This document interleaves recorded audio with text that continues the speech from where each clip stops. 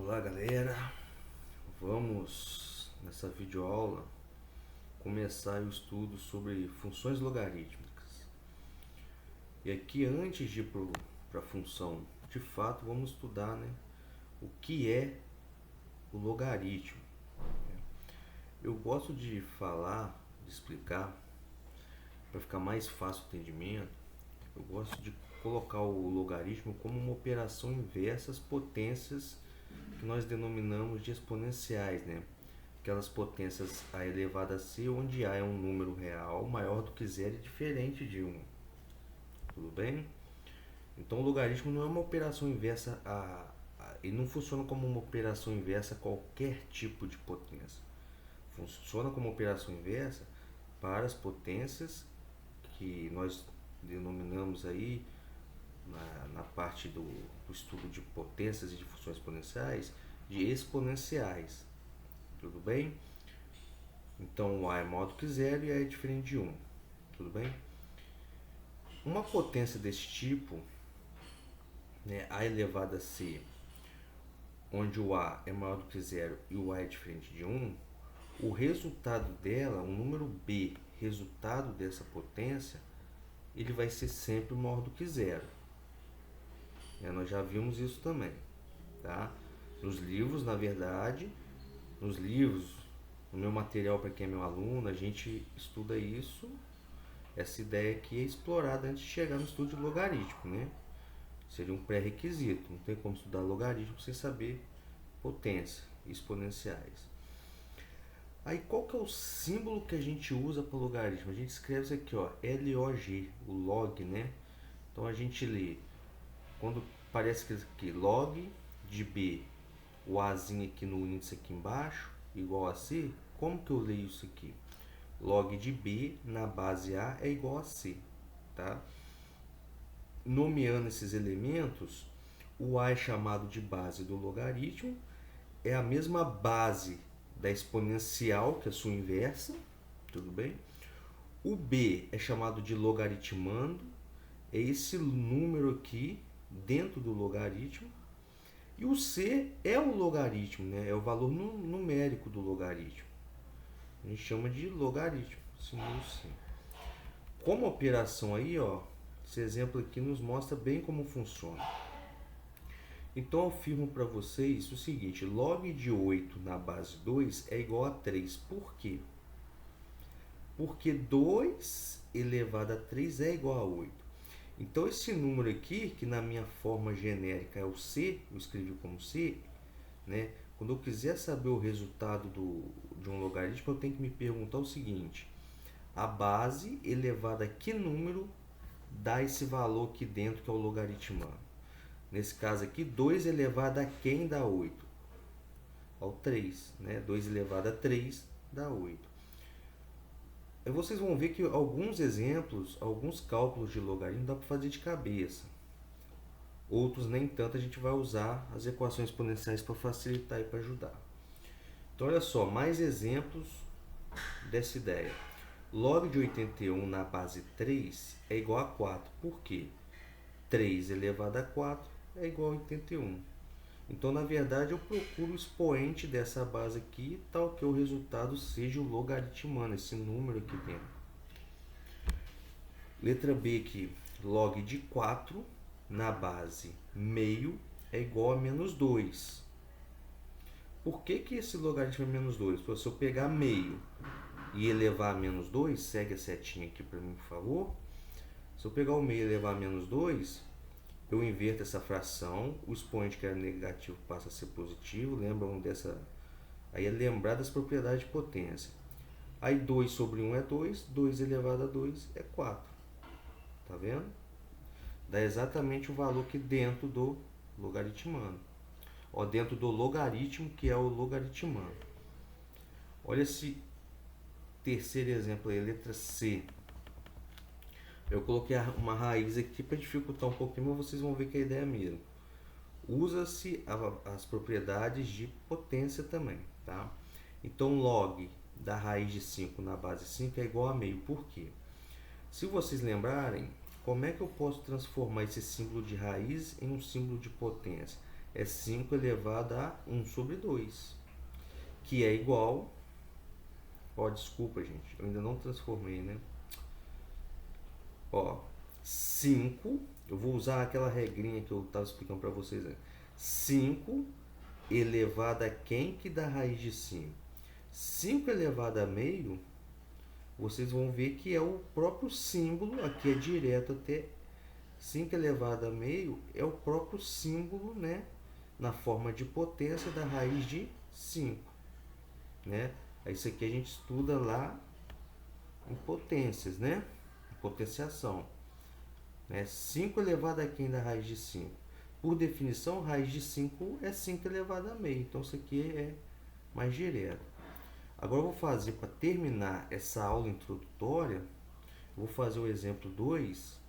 Aí, o exemplo 2, apesar de que em alguns casos ainda dá para fazer de cabeça, mas para não correr o risco, se for uma potência um pouco maior, para não correr o risco, o que eu vou fazer aqui? Esse exemplo 2, eu vou ajudá-los, vou mostrá-los como usar as equações exponenciais, aquelas ideias sobre equações exponenciais para resolver esses logaritmos, tá? Então vamos lá. Então o exemplo 2 está aí. Calcule, primeira letra é letra A.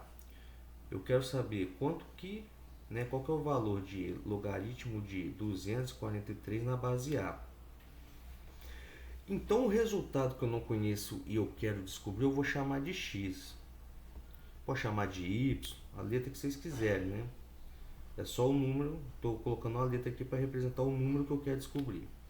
E por definição, qual que é a definição de logaritmo? A base elevada ao resultado x, então 3 elevado a x tem que ser igual a 243, tá? Então aqui eu cheguei numa equação exponencial e vou resolvê-la. Note que o 243 é uma potência de 3. É 3 elevado a 4. Aqui, gente, se vocês não souberem isso de cabeça, vocês podem fazer a decomposição em fatores primos, tá bom? Então aqui, ó, 3 elevado a x é igual a 3 elevado a 4. Ou seja, eu tenho duas potências iguais e de mesma base.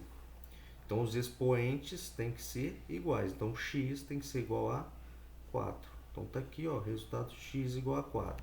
Então, logo, logaritmo de 243 na base 3 é igual a 4. Ou seja, 3 elevado a 4 é igual a 243. Esse ainda dava para fazer de cabeça também, tá? Na verdade... com cálculo mental, a maioria vai dar. Isso aqui é para quem ainda está no início, prematuro, amadurecendo as ideias, usar isso aqui facilita. Usar essa ideia, né, usar as equações exponenciais facilita muito. Agora eu quero saber na letra B o valor de log de 16 na base raiz de 2. Então, de novo, ó, o resultado que eu quero descobrir, que eu não conheço, eu chamo de x. E agora eu vou sair dessa simbologia usando log, usar a simbologia de potência, né, para usar as ideias envolvendo equações exponenciais. Então eu tenho que raiz de 2 dessa base elevada a x é igual a 16, é igual ao que está dentro do logaritmo. Só que raiz de 2 eu posso escrever aqui, no lugar de raiz de 2, 2 elevado a meio, é uma outra forma de escrever raiz de 2. Então eu fico com 2 elevado a meio, que é a raiz de 2 elevado a x. Isso é igual a 16. Só que 16 é 2 elevado a 4. Então nota que eu estou sempre procurando igualar potências de bases iguais. A 16 é 4 ao quadrado, mas 4 ao quadrado me ajudaria? Deixaria as bases iguais? Não deixaria. Então por isso que eu procuro a mesma base para os dois lados da equação, né? Tanto o lado esquerdo quanto o lado direito da igualdade. Agora, desse lado esquerdo, eu tenho uma propriedade aqui de potência, que é potência de potência. Eu repito a base, então já daqui eu vou passar para cá, fazendo a continha, Eu repito a base 2 e multiplico os expoentes. Meio vx vai dar x sobre 2. É igual a 2/4. Eu cheguei onde eu queria. Tenho duas potências iguais de bases iguais. Então, os expoentes são iguais. X sobre 2 é igual a 4. O 2 está dividindo o x, vou passar ele para o outro lado. A operação inversa da divisão é a multiplicação. Então, 2 vezes 4, 8. Logo, log de 16 na base raiz de 2 é igual a 8. Agora vamos para essa letra C. Eu quero descobrir o logaritmo de 64 na base 1/4. De novo, a mesma ideia. Nota que nas três letras é a mesma ideia. O resultado que eu quero descobrir eu vou chamar de x. E vou usar a definição para transformar isso numa equação exponencial. Então, eu tenho 1/4 elevado a x é igual a 64. Nota que ambos, tanto 1/4 quanto 64, eu consigo colocar na base 4. Tá? Então, 1/4 eu posso substituir por 4 elevado a menos 1 e 64 é 4 elevado a 3. De novo aqui aparece potência de potência, eu repito a base 4 e multiplico os expoentes. Menos 1 vx menos x. O 4 elevado a 3 eu repito. Pronto, aqui nesse ponto eu já tenho o que eu quero. Duas potências iguais com bases iguais. Então eu posso igualar os expoentes. Menos x é igual a 3. Multiplico por menos 1 aqui, né? Então x fica igual a menos 3. Logo, logaritmo de 64 na base 1/4 é igual a menos 3. Para terminar essa aula e essa parte mais introdutória e conceitual, vou fazer esses dois exemplos aqui ainda com vocês. Que é o exemplo que explora a existência do logaritmo ou não. E isso vai ser importante porque esse exemplo, mais para frente, principalmente esse exemplo 3, é um tipo de exemplo que determina, na verdade, o domínio da função logarítmica, né? O exemplo 4 não, porque a base já vai estar determinada uma função. Mas no exemplo 3, com a base determinada e uma composição aqui, ó, se eu colocar uma expressão diferente de x, né? Um valor multiplicando x, mais alguma coisa, igual tá aqui, ó, uma função afim dentro do logaritmo. Isso aqui já eu tenho que pensar no domínio dessa função, que não é o domínio da função logarítmica tradicional, original, canônica, que vocês vão ver, tá? Então, essa ideia aqui, apesar de eu não vou explorar tanto ela nesse primeiro momento, lá no domínio de função, mas vai ser importante, é importante ter essa noção no estudo de cálculo, tá? Da disciplina de cálculo, no curso de cálculo. Então, ó, determine os valores reais de x para os quais existe logaritmo de 2x menos 7 na base 3. Então, o que nós temos aqui? Qual que é a condição para a existência de um logaritmo? Se vocês voltarem lá na introdução, na definição do logaritmo, a minha base tem que ser maior do que 0 e diferente de 1. Então, aqui já está, 3 é maior do que 0 e diferente de 1. E o meu logaritmando, que é esse cara que está dentro do logaritmo, tem que ser maior do que 0. Então, na verdade, nesse primeiro exemplo, basta eu resolver essa equação do primeiro grau. Menos 7 aqui, né? Então, 7 está subtraindo. No lado esquerdo, eu passo para o lado direito somando. Operação inversa de subtrair. 0 mais 7, 7. O 2 está multiplicando o x, passo para o outro lado. O inverso de multiplicar é dividir. Então, fica x maior do que 7 sobre 2. Então, qual que é o conjunto de solução desse exemplo? Então, para qualquer x pertencente aos reais, tal que x seja maior do que 7 sobre 2, esse logaritmo existe. Então, se eu estivesse pensando em função, esse conjunto de solução seria o domínio de o domínio mais amplo dentro dos reais, né? Como subconjunto dos reais, seria o conjunto mais amplo. Então esse conjunto aqui seria o mais amplo que poderia ser o domínio de uma função definida com essa lei de formação. Tá? Então a ideia é resolver esse exemplo para determinar o domínio, se for pedido. E o exemplo 4 é um pouquinho mais chatinho, mas não é difícil, é só usar a definição. De novo, determine os valores reais de x para os quais existe logaritmo de 3x menos 1 na base x menos 2. Nota que agora a base não é um valor conhecido fixo. Tá?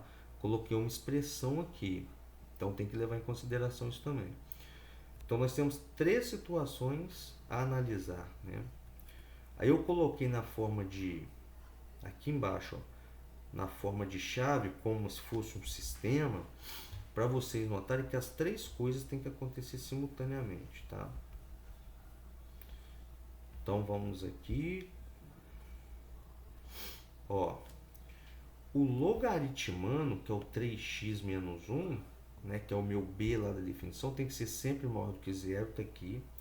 O x menos 2, que é a minha base, que é o a na definição, ele tem que ser maior do que zero, tá aqui, mas também ele tem que ser diferente de 1. Então tem essas 3 situações a analisar. A primeira, então vamos começar aqui, quem quiser resolve uma por uma, eu fiz assim só para facilitar a escrita. 3x menos 1, olha só para a primeira linha aqui, 3x menos 1 maior do que zero.